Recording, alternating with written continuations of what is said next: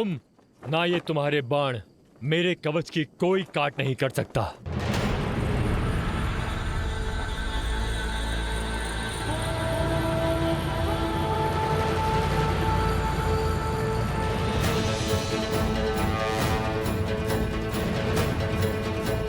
जय श्री राम।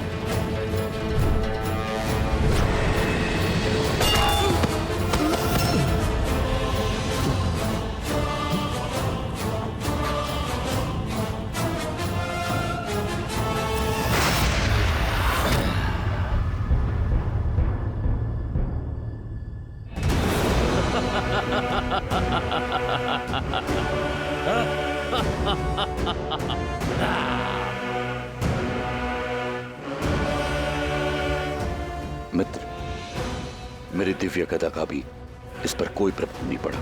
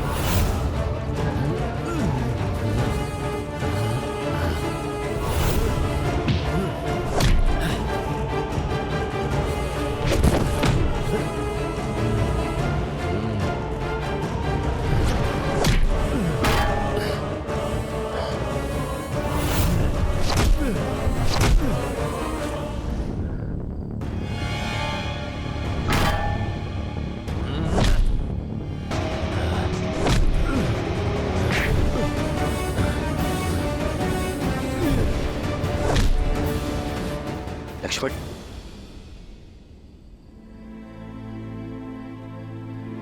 प्रभु। विभीषण। प्रभु, मैं स्वयं यहां पर आ रहा था और मार्ग में हनुमान जी मिल गए। आपने ही कहा था कि धर्म का मार्ग पीड़ादायक होता है, परंतु उस पे आगे बढ़ते रहना ही हमारा कर्तव्य है।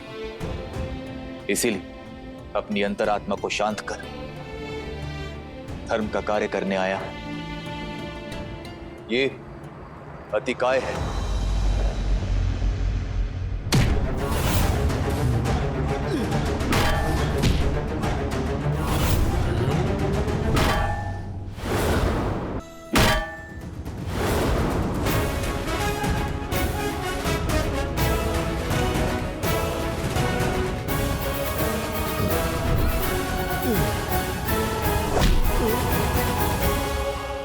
मेरा वीर भतीजा दशानन का पुत्र, बल का पर्याय, इसे केवल ब्रह्मास्त्र से ही मारा जा सकता है, क्योंकि इसका कवच अजय है।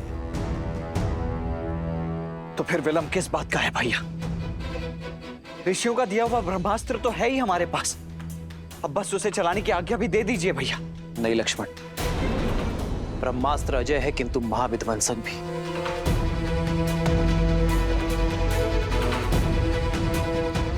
ब्रह्मास्त्र सृष्टि की रक्षा के लिए होता है, किंतु उसकी ऊर्जा सृष्टि का विनाश भी कर सकती है।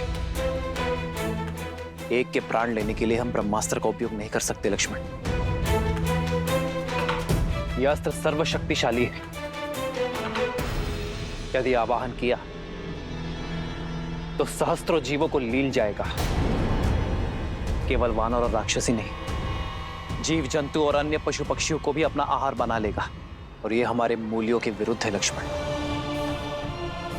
इस धर्म युद्ध में निर्दोष जीवों का जीवन छीनने का धर्म नहीं कर सकते हम।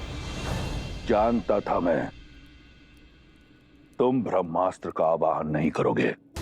जिस धर्म के मार्ग पर तुम चल रहे हो राम, ये मार्ग बहुत कठिन है।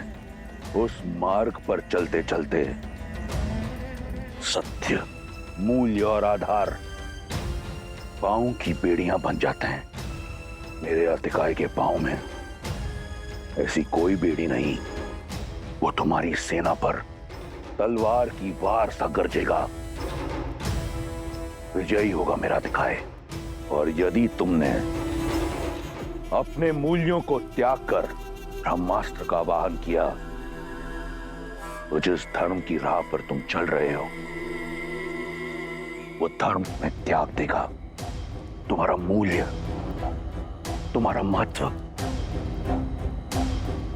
समाप्त हो जाएगा। कोई अंतर नहीं रहेगा राम और रावण में। स्वयं अपनी सेना का काल बन जाओगे, क्योंकि ब्रह्मास्त्र की शक्ति सबको ले जाएगी। भैया, युद्ध जीतने के लिए लड़ा जाता है और इस युद्ध में हमारी जीत का साधन केवल ब्रह्मास्त्र है। यदि इस युद्ध में इस अस्त्र का उपयोग नहीं किया गया तो निश्चित रूप से ये युद्ध हम हार जाएंगे भैया। और यदि चला तो ये हमारी सेना का नाश कर देगा। आप समझने का प्रयास नहीं कर रहे हैं भैया। ये अतिकाय अकेले ही हमारी समस्त सेना का नाश कर देगा। मृत्यु तांडव तो तब भी होगा ही भैया।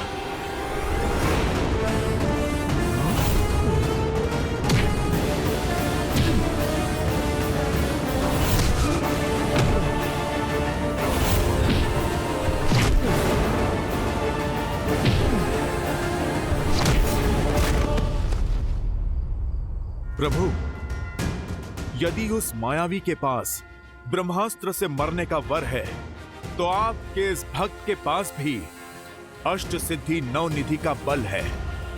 आप मुझे उसका सामना करने की आज्ञा दीजिए। हाँ भैया, व्यर्थ करने के लिए समय नहीं है हमारे पास शेष। प्रभु, कृपा करके आज्ञा दीजिए। नहीं हनुमान, एक वरदान तुम्हें मिला है, इसलिए मैं दूसरे वरदान की मर्यादा को भंग नहीं कर सकता।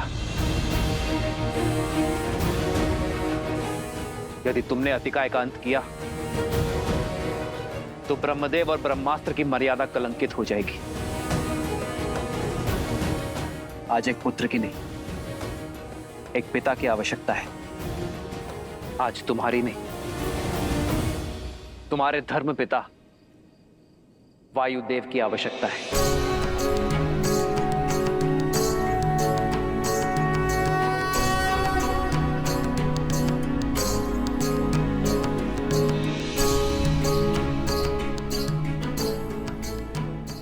धर्म पिता वायुदेव, आपका पुत्र आपका आवाहन करता है। हमें धर्म युद्ध में आपकी आवश्यकता है। आप प्रकट होइए।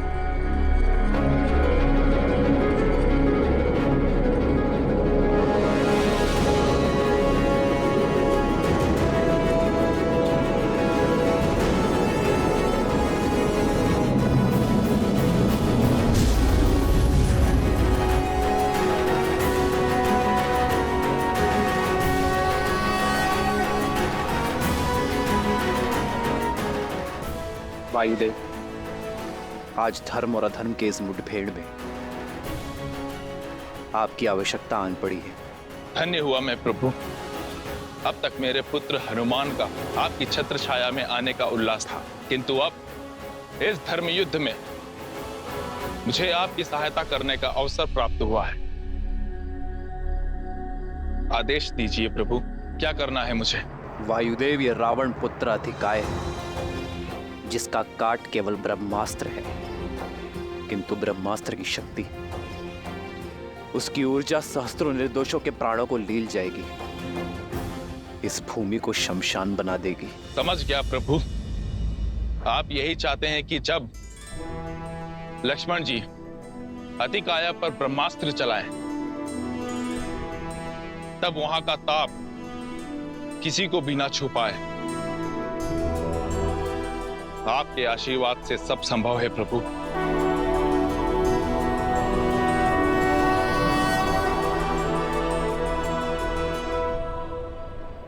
जाओ लक्ष्मण। जो आज्ञा भैया। आक्रोश जोश क्रोध का ये क्षण है प्रतिशोध का, ललकार और पुकार का ये क्षण है अति विरोध का। ये युद्ध है, महायुद्ध है, युद्ध है, महायुद्ध है।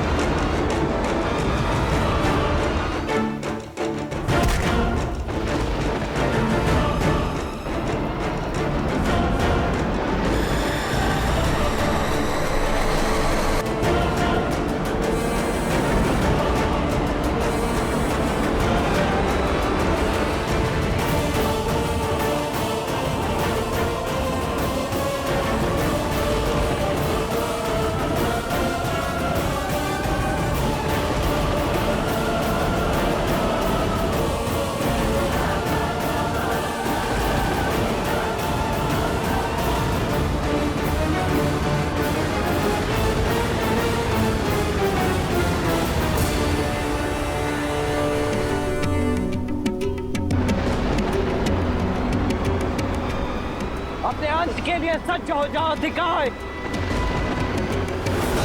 सवायुवर्चनं निशम्य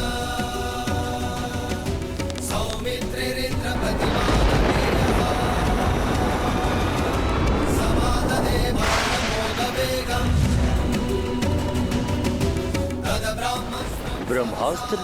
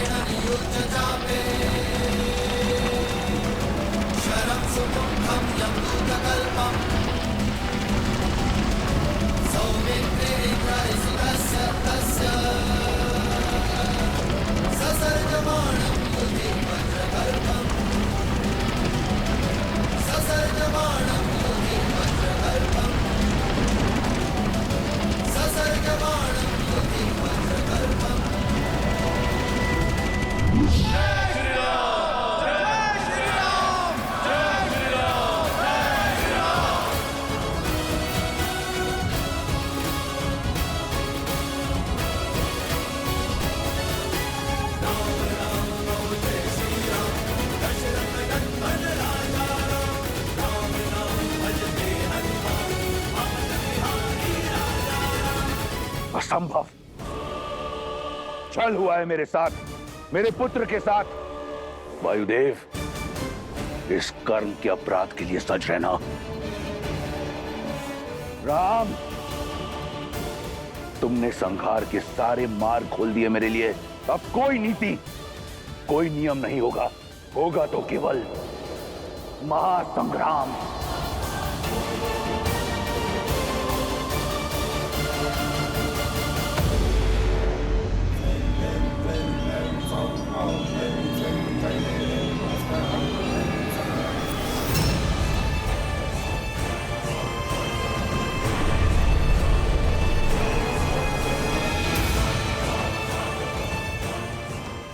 हे देवी निकुंबला,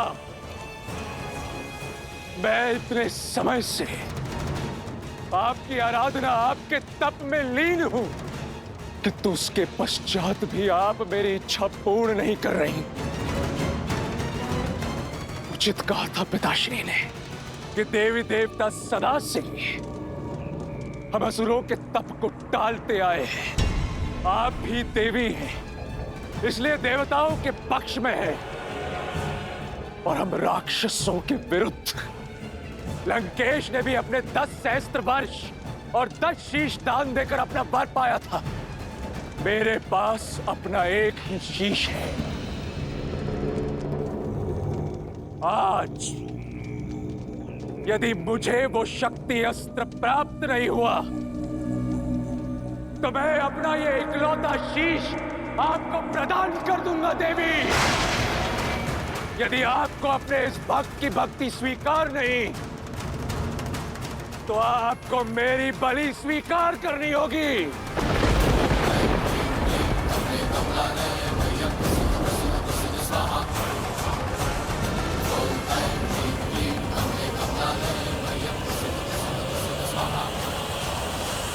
को इंद्रजीत,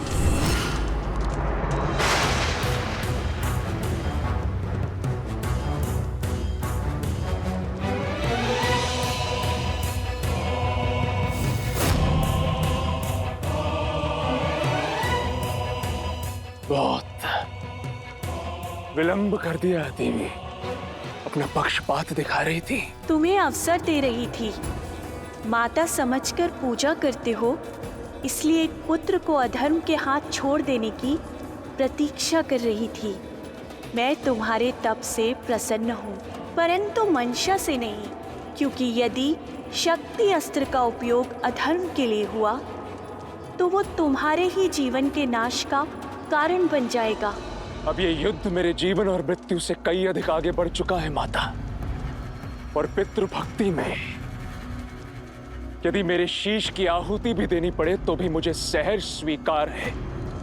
अब मुझे आशा है तो केवल उस शक्ति अस्त्र की जिसका काट इस संसार में किसी के पास नहीं। मूल्य चाहे जो भी चुकाना पड़े, मुझे वो शक्ति अस्त्र चाहिए। तथास्तु, किंतु स्मरण रहे, इस अस्त्र का प्रयोग केवल एक ही बार हो सकता है।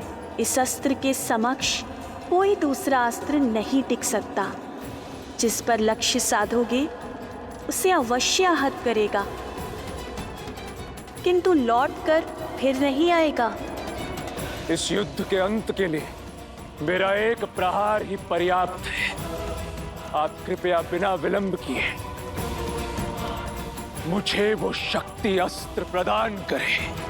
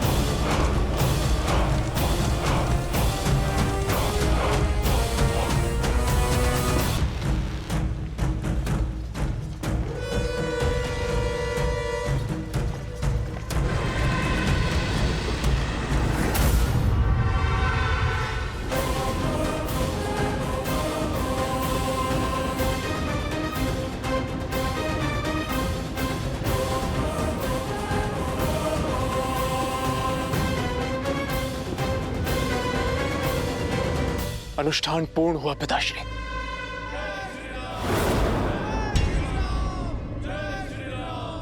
कि युद्ध भूमि में हमारे शत्रु का जय घोष स्मरण रहे पुत्र,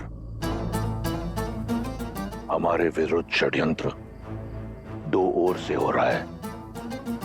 एक ओर है देवता और दूसरी ओर लंका का भीरी विभीषण, जिसे लंका के हर वीर के संहार का रहस्य पता है।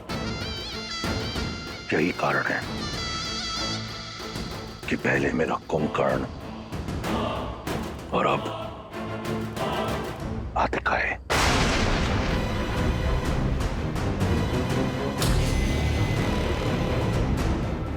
ये षड्यंत्र निकुंबिला देवी की शक्ति से भंग होगा पिताश्री। आप निश्चिंत रहिए। आपका ये पुत्र आपको वचन देता है कि कल सूर्यास्त से पूर्व इस युद्ध का अंत होगा, क्योंकि अब आपके इस मेघनाद के पास शक्ति अस्त्र का नाद है, राम के अंत का अस्त्र है। जाओ, जाकर प्रतिशोध लो, संहार कर दो उनका। मुझे तुमसे बहुत आशाएं हैं। उस वनवासी और उसके मरकटों का अंत कर देना।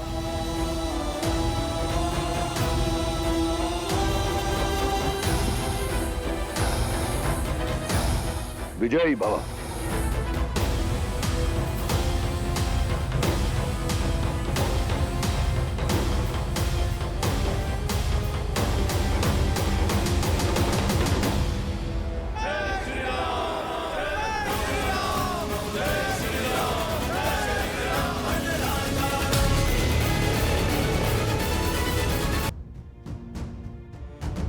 भोर हो गया है, अब हम लंका की ओर कूच करेंगे। मेरे वानर वीर इस बार शत्रु को भीतर घुसकर मारेंगे। क्षमा कीजिए प्रभु, भले ही हमने कुंभकर्ण और अतिकाय का अंत कर दिया, किंतु मेघनाथ अभी जीवित है और वो शांत नहीं बैठेगा। अब और भी अधिक विष, अधिक शक्ति और अधिक साहस के साथ प्रहार करेगा। हमारी सोच से भी बड़ा प्रहार। और इस बार दशानन और मेघनाथ के हर प्रहार का लक्ष्य होंगे केवल आप प्रभु। सतर्क होना बुद्धिमानी है विभीषण, किंतु शत्रु के बल से, उनकी अगली चाल से भयभीत होकर अपने पग पीछे खींच लेना युद्ध की सबसे बड़ी भूल है। वो अपना लक्ष्य साधे, हम अपना लक्ष्य साधेंगे। वो अधर्म के पथ पर चले, हम धर्म के पथ पर आगे बढ़ते रहेंगे। मेरे वानर वीरों, अपना स्थान संभाल लो। जय श्री राम। जय श्री राम। जय श्री राम। जय श्री राम।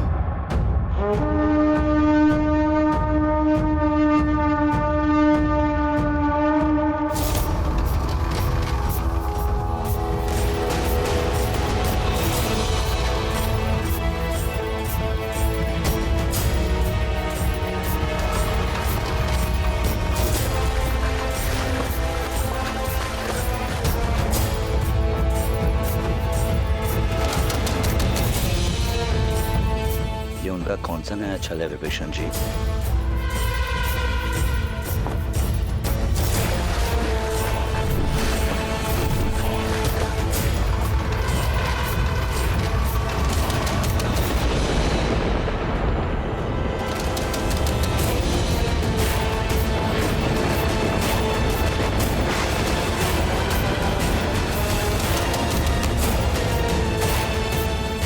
आगे बढ़ो वीरों।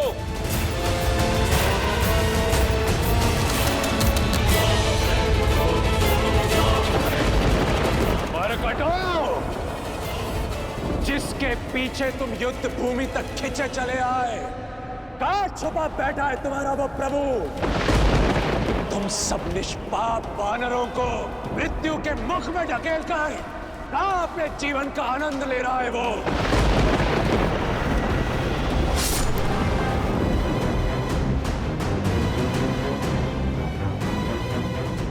समुद्र मार्ग से आक्रमण?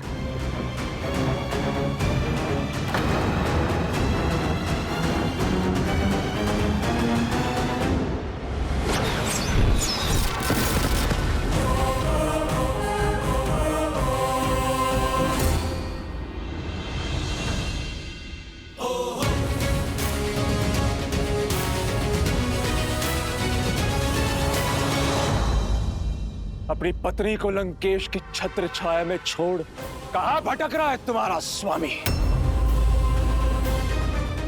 राम, सामने आओ। छिपने का कोई लाभ नहीं है। सामने आओ और करो साक्षात्कार अपने काल से, इस मेघनाद से। साक्षात काल का दूसरा नाम युवराज मेघनाद पहुंचे हैं युद्ध भूमि में। पिछली बार युवराज के नागपाश से बच गए, वो भी देवताओं के छल के कारण। पर अब देवी निकुंबला का महाशक्ति अस्त्र युवराज के पास है। अब राम का बचना असंभव है। मेघनाद का बल और शक्ति अस्त्र की शक्ति तो मिलकर पूरे ब्रह्मांड को निगलने में सक्षम है। मेघनाथ ने जिस अस्त्र को अर्जित किया है उसका काट किसी के पास नहीं है। उसका लक्ष्य भी निर्धारित है और मंशा भी। क्षमा करना पुत्री, किंतु अब संकट के बादल गहराते जा रहे हैं।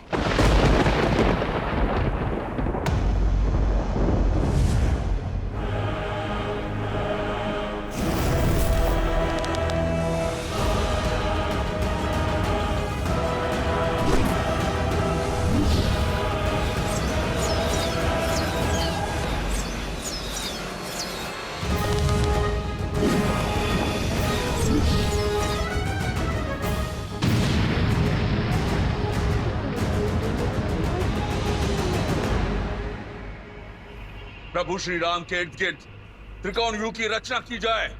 नहीं मित्र, ये युद्ध में आगे बढ़कर स्वयं लड़ूंगा। मित्र, आज तक आपने हमारा साहस बढ़ाया, असंभव को संभव करने का कार्य किया है। आज हमें आपको ललकारने वाले दुस्साहसी को उत्तर देने दे प्रभु। उस मेघनाथ को भी ज्ञात होना चाहिए कि श्री राम की सेना श्री राम के निकट उसे नहीं आने देगी। नहीं मित्र, नीति अनुसार भी आपकी सुरक्षा करना हमारा धर्म है। हम पुनः आप पर कोई विपत्ति नहीं आने दे सकते। हाँ प्रभु, आज्ञा दीजिए। अब छिपे कहाँ हो राम? बोलो!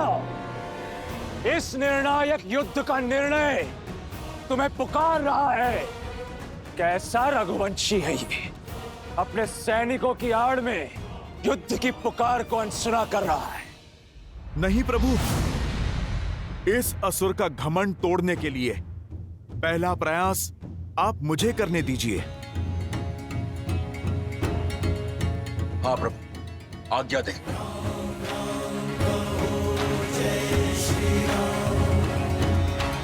राम राम कहो जय श्री राम, दशरथ नंदन राजा राम। राम नाम भजते हनुमान, अवध बिहारी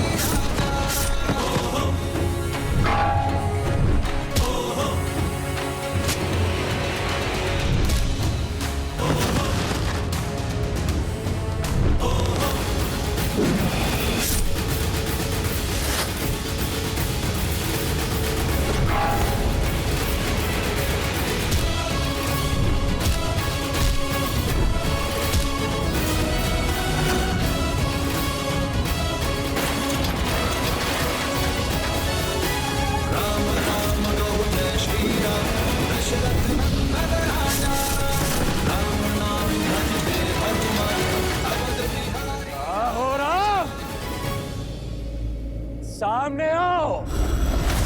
जय श्री राम। मेघनाद, भगवान तक पहुंचने से पहले तुम्हें इस भक्त का सामना करना होगा। मूर्ख वानर, आज मेरे समक्ष आकर बहुत बड़ी भूल कर दी तुमने। भूल तो हुई है मुझसे, जो पिछली बार मैंने तुम्हें जीवित छोड़ दिया। भूल गए? पिछली बार तुम्हारे समक्ष मैंने अपने नागपाश से तुम्हारे प्रभु को मृत्यु के निकट पहुंचाया था।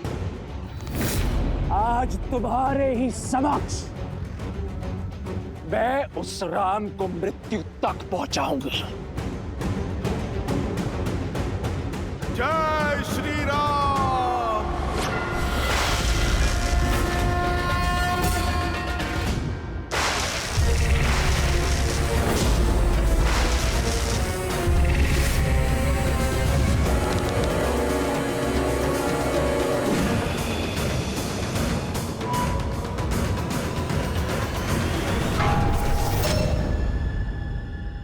आज तुम मरकटों पर व्यर्थ करने के लिए समय नहीं है मेरे पास। सूर्यास्त से पूर्व इस युद्ध का अंत करना है मुझे। अपने अभेद्य शक्ति अस्त्र से उस राम को भेदना है मुझे।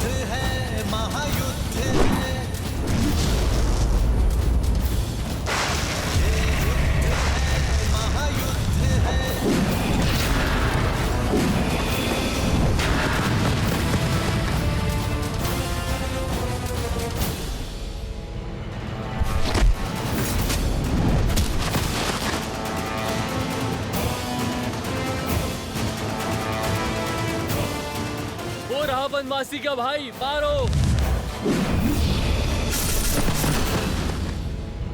मेघनाद का लक्ष्य स्पष्ट है लक्ष्मण भैया, वो लगातार प्रभु श्री राम की ओर बढ़े जा रहा है।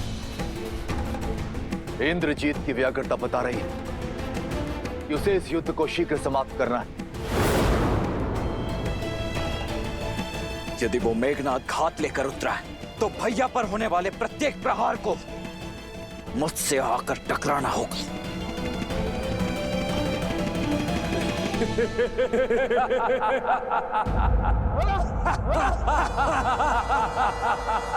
देखो राम, कितने अकेले हो तुम। तुम्हें अकेले ही अपने काल का सामना करना होगा। युद्ध से पहले परिणाम का उत्सव मनाना वीरता का प्रमाण नहीं है मेघनाद। जिस प्रमाण और परिणाम की तुम बात कर रहे हो वो मुझे अपने नेत्रों से स्पष्ट दिख रहा है। वो तुम हो जो नियति से आंखें मूंद रहे हो।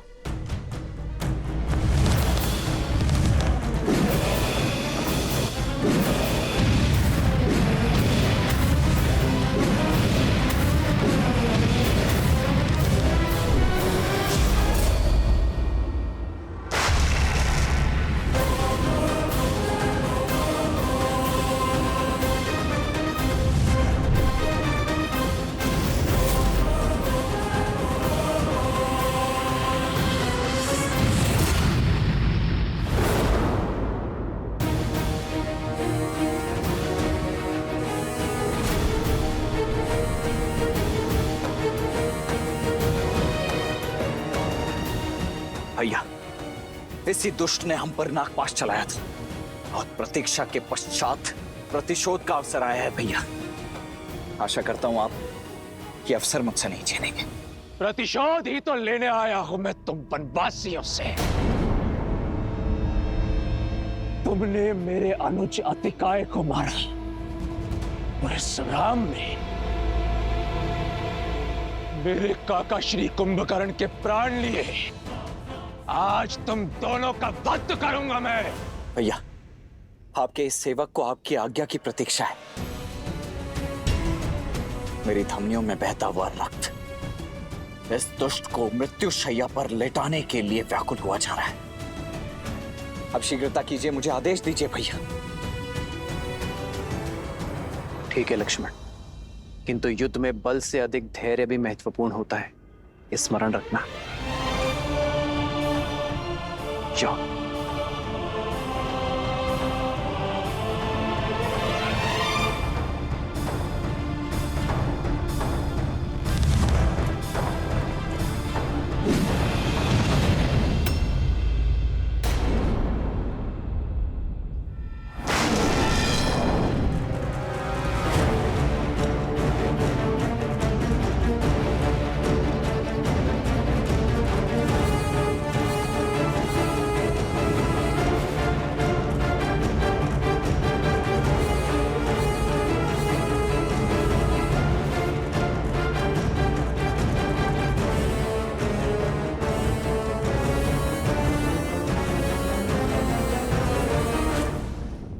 क्या लगता है तुम्हें लक्ष्मण, हम दोनों के मध्य आकर तुम अपने भ्राता श्री को बचा लोगे? यदि शौर्य से लड़े होते तो इसका उत्तर मेरे भैया ही दे देते तुम्हें, परंतु तुमने तो कायरता की पराकाष्ठा ही पार कर दी। यदि इतने ही भयभीत हो तो यहाँ युद्ध भूमि में क्या कर रहे हो तुम? ये छिपने छिपाने का खेल खेलने के लिए वहां लंका में कोई नहीं मिला। मेरे भैया एक गंभीर व्यक्तित्व के योद्धा हैं। वो बालकों के साथ क्रीड़ा करने में रुचि नहीं रखते हैं, किंतु उनका ये अनुज तुम्हें तुम्हारी क्रीड़ा का स्वाद अवश्य चखाएगा। आओ खिलाऊं तुम्हें खेल। ठीक है बालक, पहले तुम्हारा खेल समाप्त करता हूं। तुम्हारे लिए छल या माया नहीं, इंद्रजीत का बल ही पर्याप्त है। अब पहले तुम्हारा संहार होगा और फिर इस राम पर प्रहार। तुम दोनों वनवासियों का शीश काटकर अपने पिता को उपहार में देना है मुझे।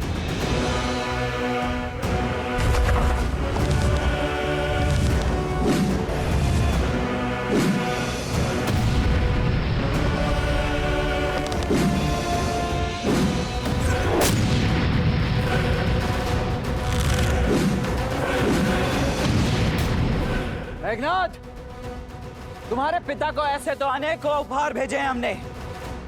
पहले अक्षय कुमार, फिर कुंभकर्ण, अतिकाय और अब शीघ्र ही तुम भी जाने वाले हो। एक बात बताओ, तुम्हारे पिता दशानन थकते नहीं है चिता जलाते जलाते? इस बार किसकी चिता जलेगी ये तो समय ही बताएगा बालक। सावधान!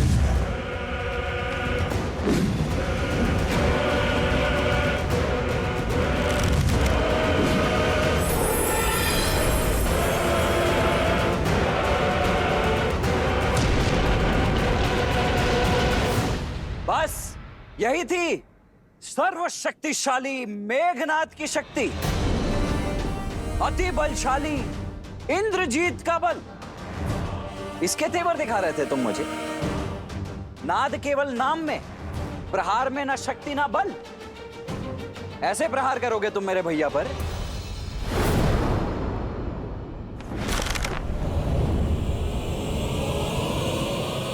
अग्नि अस्त्र।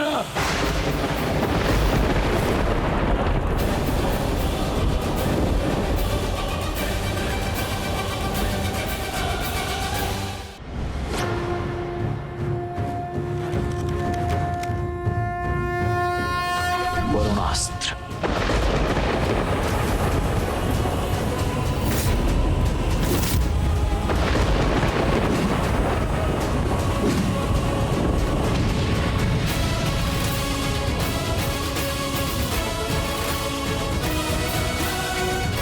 लो, ये दिव्यास्त्र भी व्यर्थ हो गया तुम्हारा। बस खेल समाप्त? या और भी कोई अस्त्र शेष हैं तुम्हारे पास? यदि कोई शक्तिशाली अस्त्र है तो वो चलाओ मेघनाद, अन्यथा समय व्यर्थ मत करो मेरा।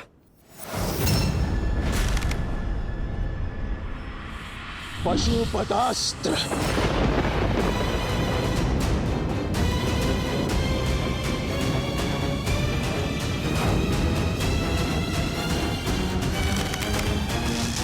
नारायणास्त्र।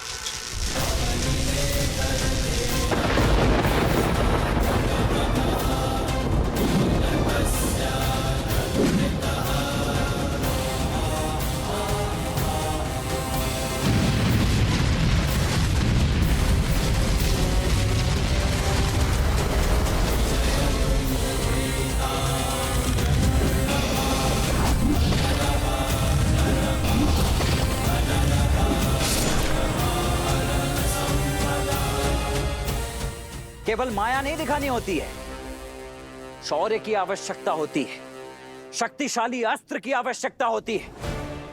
कोई ऐसा अस्त्र जिसकी कोई काट ना हो।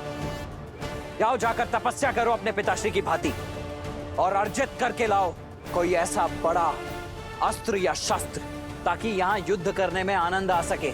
ये क्या बालकों के खिलौने लेकर लौटे हो तुम? एक अस्त्र नहीं छुपाया है मुझे अब तक। जाओ, लौट जाओ तुम। मौन हो जाओ लक्ष्मण, तुम्हें ज्ञात नहीं है किस महाशक्ति से उलझ रहे हो तुम। मेरा उपहास उड़ाकर आज तुमने अपनी मृत्यु को आमंत्रित किया है। अब भुगतो। अब पहले तुम्हारा अंत होगा और फिर तुम्हारे भ्राता राम का।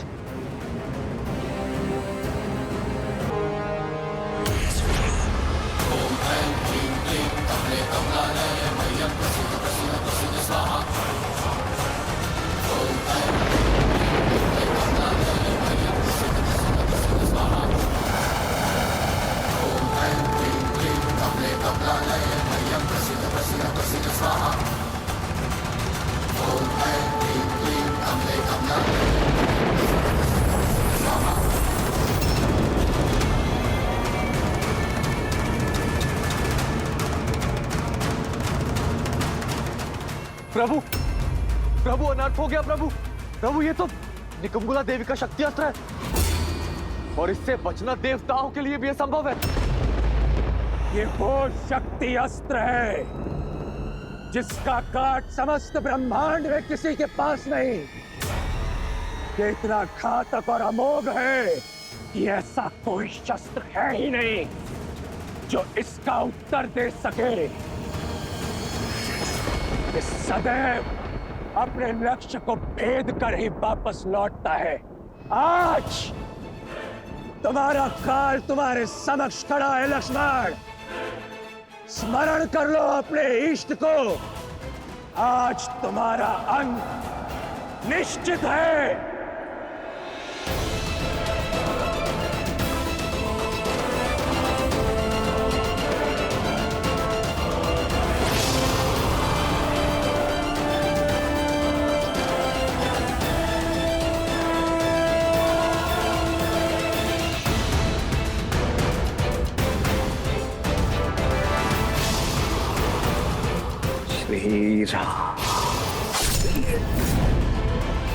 लक्ष्मण!